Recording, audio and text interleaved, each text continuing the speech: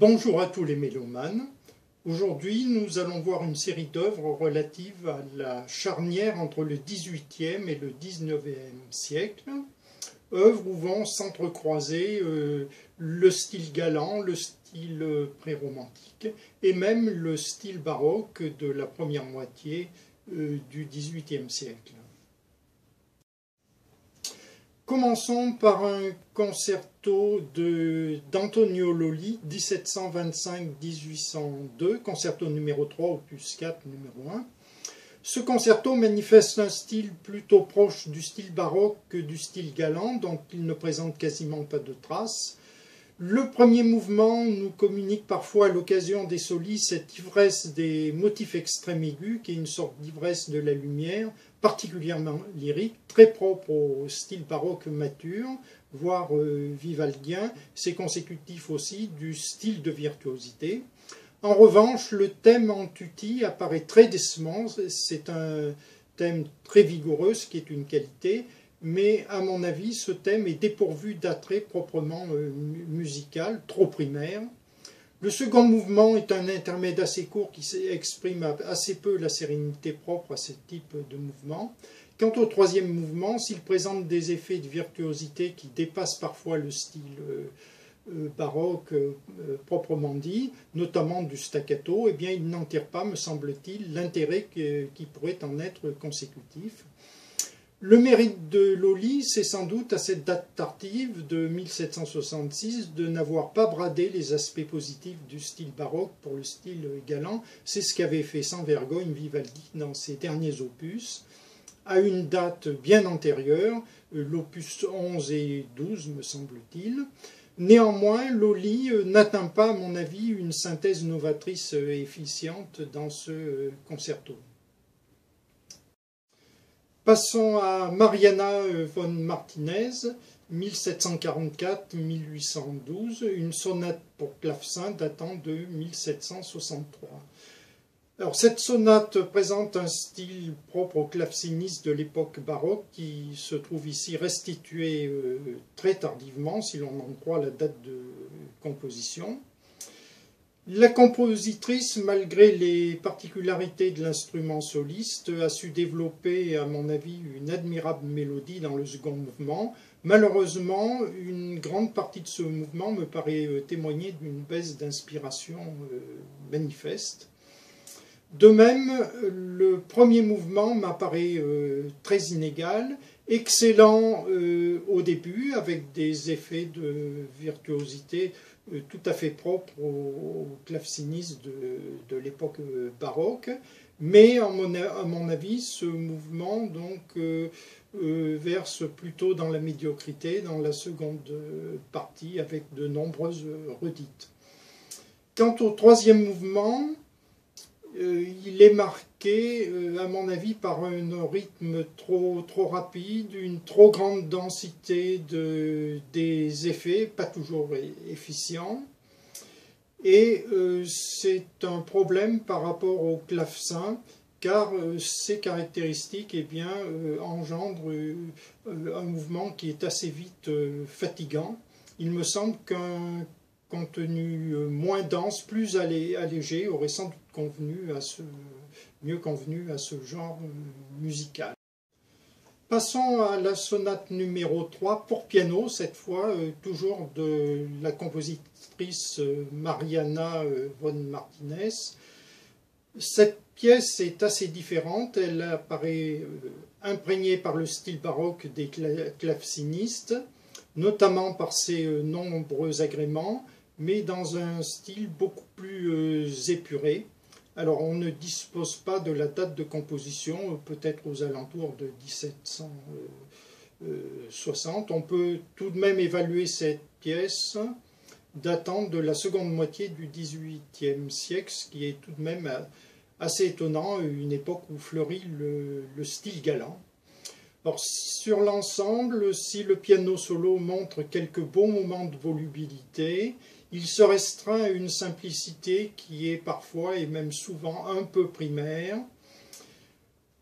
On pourra néanmoins donc faire une exception en ce qui concerne le second mouvement, qui pourrait échapper à ces critiques par une richesse harmonique et une expressivité plus marquée, comme il en était d'ailleurs pour la sonate pour clavecin. Passons maintenant à Ludwig Spohr, un concerto pour violon, concerto numéro 2, datant de 1804. À mon avis, un très bon concerto qui nous renseigne particulièrement sur l'évolution du compositeur en le comparant notamment au 8 ou au 12.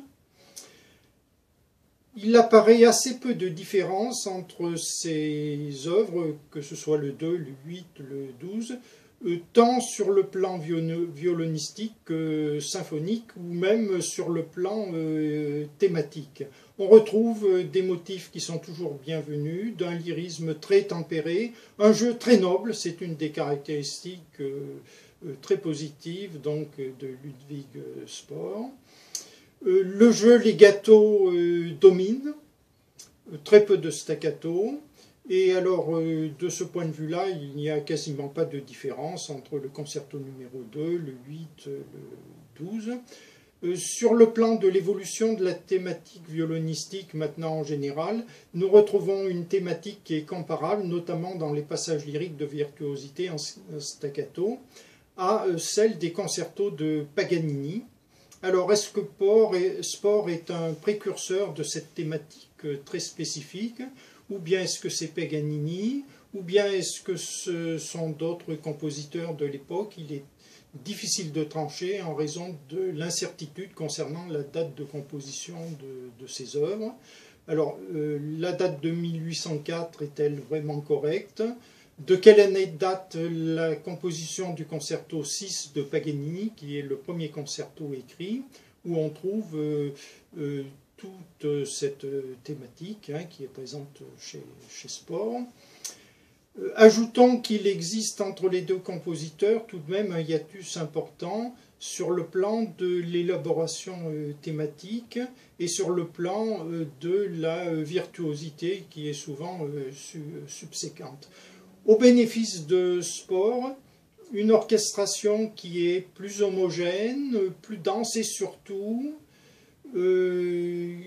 qui est beaucoup mieux intégré au soli que dans les concertos de Paganini. Ceci sans critiquer l'orchestration des concertos de Paganini qui possède aussi ses qualités, mais disons que celle de Spohr est beaucoup mieux intégrée dans l'évolution symphonique menant à l'orchestration romantique. In fine, concernant ce concerto numéro 2, une très belle œuvre, une œuvre très égale, comme on va le voir ici, sur l'évaluation instantanée. Donc on voit dans ce concerto numéro 3 que l'évaluation navigue aux alentours de la valeur de 2 étoiles. C'est d'ailleurs ce que j'ai noté pour tous les mouvements de ce concerto de Spohr. Un concerto bénéficiant d'une thématique très solide, mais qui est peut-être limité dans la mesure où ce concerto ne présente pas d'esprit de bravoure vraiment affirmé, sans lequel un concerto ne saurait, à mon sens, prétendre à l'excellence. Terminons par Stéphane Joseph Anton, 1726-1797, avec un concerto. C'est un concerto dont on ne connaît pas malheureusement la date de composition. Alors quoi qu'il en soit, cette œuvre apparaît comme un maillon de l'évolution musicale du classicisme au pré-romantisme. Stéphane utilise la ritournelle galante de manière prépondérante, c'est vrai, mais il brise néanmoins ce carcan pour introduire des passages plus lyriques et même parfois dramatiques dans le premier mouvement. Alors ce premier mouvement, qui est le plus réussi à mon sens, est très caractéristique à cet égard. La première partie, et surtout les premières mesures, adoptent un tempo qui est hors de toute ritournelle, notamment par l'introduction de nombreux silences. Et ça me paraît une incontestable réussite à cette période. Si toutefois on peut situer ce concerto à peu près avant la fin du siècle, hein, disons une dizaine ou une vingtaine d'années avant la fin du siècle. Malheureusement, pour ce premier mouvement de concerto, eh bien, la suite paraît plus conventionnelle et le compositeur se rabat toujours sur la ritournelle galante. Les mouvements suivants ne sont pas exemples d'effets lyriques non plus, mais il y a toujours ce recours à la ritournelle galante, ritournelle qui me paraît un peu facile, surtout dans le troisième mouvement. Concernant l'orchestration, elle est uniquement composée de cordes, mais elle me paraît plutôt séduisante malgré cette limitation instrumentale. Il y a quelques interventions des corps, mais qui, à mon avis, ne sont pas forcément très bienvenues et il me semble qu'elles gagneraient même à être supprimées. Donc au final, eh bien, un concerto qui se caractérise tout de même par des effets relativement en avance par rapport à son époque et qui introduisent bien dans le style pré-romantique. En conclusion, sur cette série d'œuvres entre le XVIIIe et le XIXe siècle, il apparaît, comme d'ailleurs pour bien d'autres œuvres que j'ai pu considérer entièrement, que les limites entre style baroque, style galant, style pré-romantique sont très floues et s'interpénètrent beaucoup plus qu'elles ne se succèdent. On peut trouver des œuvres dans un style largement en dehors de la zone qui lui est définie habituellement. Sur le plan de la critique musicale, maintenant, eh bien, ces œuvres, si elles n'atteignent pas, me semble-t-il, l'excellence, présentent toutes plus ou moins une originalité, un intérêt qu'il ne faut pas négliger, et je vous invite évidemment à les écouter. Voilà pour cette série d'œuvres de septembre 2009. Merci de m'avoir écouté.